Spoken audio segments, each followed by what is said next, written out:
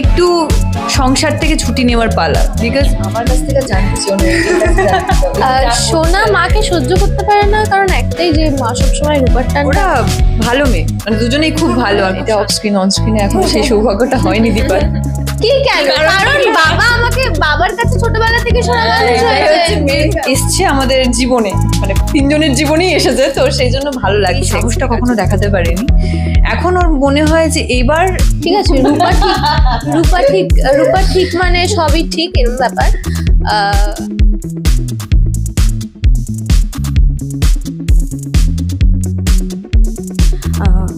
Already দেখেই বুঝতে পারছে দর্শকরা, আজকে আমরা কাদেরকে নিয়ে বসে পড়েছি। একদম পাওয়ার সিরিয়াল বলা যেতে পারে, একদম পাওয়ার কাপল বা পাওয়ার ডটার মাদার বলবো না, একদম পাওয়ার সিরিয়ালের তিন একদম সব থেকে স্ট্রং সদস্যদেরকে নিয়ে আজকে আমরা আড্ডা মারতে বসে পড়েছি।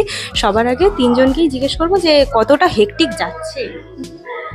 না মানে হ্যাঁ, ওটা তো সবসময় থাকে, ঠিক আছে, এইটুকু চাপ নেওয়াই যায়। আর এই যে মানে মা এত বছর পরে দুই মেয়েকে পাশাপাশি নিয়ে বসে পড়েছে।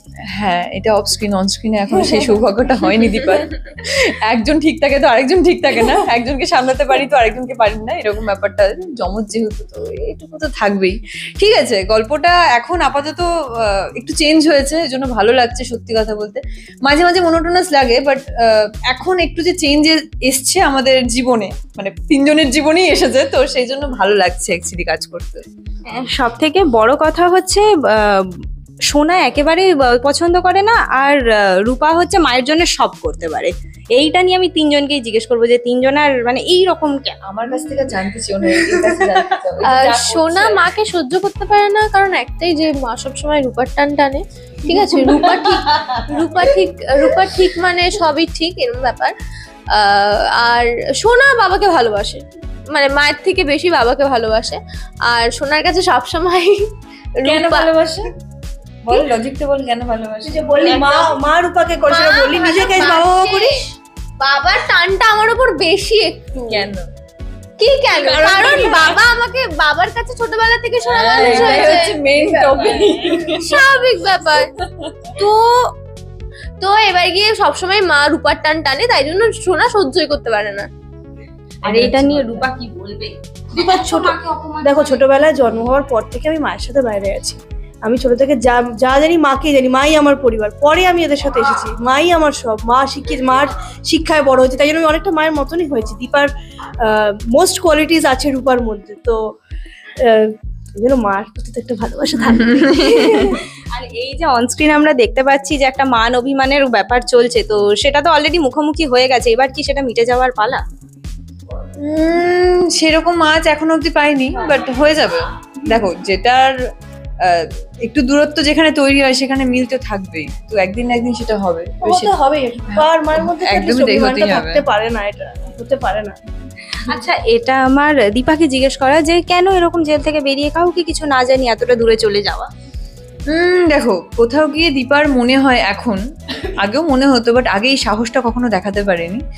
এখন ওর মনে হয় যে এবার একটু সংসার থেকে ছুটি নেওয়ার পালা, বিকজ যখনই দীপা কিছু ভালো কিছু করতে গেছে তখনই দীপাকে সবাই ভুল বুঝেছে, কেউ কিন্তু ওকে ঠিকটা বোঝেনি। ডাক্তারবাবু ঠিক বুঝতো, বাট কোথাও গিয়ে ওনারও একটু খটকা লাগে, কোনো বিষয়ে আমাকে জিজ্ঞাসা করে, বা নিজেদের মধ্যে যখন কনভারসেশন বা নিজেদের যখন সিন থাকে আমাদের, তখনই একটা হয় না যে ভুল বোঝাবুঝির মধ্যে চলে আসে সবটা। তো দীপার এবার কোথাও গিয়ে মনে হয়েছে যে ওর একার এবার সবকিছু হ্যান্ডেল করা উচিত।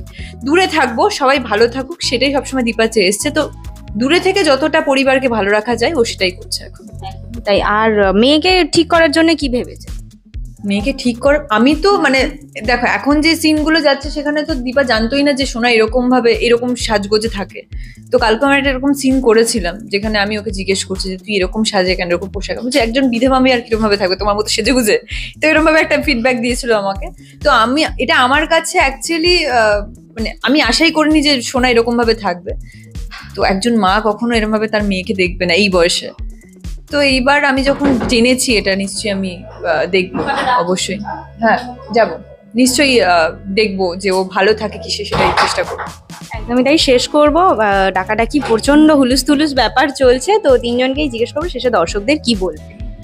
দর্শকদের একটা কথাই বলবো, ওরা দুজন তো এখন বোবা হয়ে গেছে, কিছু বলছে না, আমি বলে যাচ্ছি। আমরা বলে এসেছি এখন ও বলবে। ও আচ্ছা আচ্ছা ঠিক আছে, রেস্ট চলছে এখন। তো আমি একটাই কথা বলবো, নতুন গল্প, নতুন ক্যারেক্টারও অনেকে এসেছে, তো আমাদের তো ইন্টারেস্টিং লাগছে, আশা করি তোমাদেরও ভালো লাগবে। আমরা চেষ্টা করব অনুরাগের ছোঁয়া যেভাবে 3 বছর ধরে আমরা কাজ করে এসেছি সেইভাবেই আরো ভালোভাবে যাতে কাজ করি, যাতে তোমাদের ভালো লাগে। এভাবেই তোমরা পাশে থাকো, দেখতে থাকো অনুরাগের ছোঁয়া, সোম থেকে রবি রাত 9:30 শুধুমাত্র on স্টার Star জলসায়। আচ্ছা, লাস্ট অব্দি 2 ওবিডিয়েন্ট মেয়েকে কি বলবে, এই যে চুপ করে রইলো একদম? ওরা ভালো মেয়ে, মানে দুজনেই খুব ভালো আর খুব শান্ত।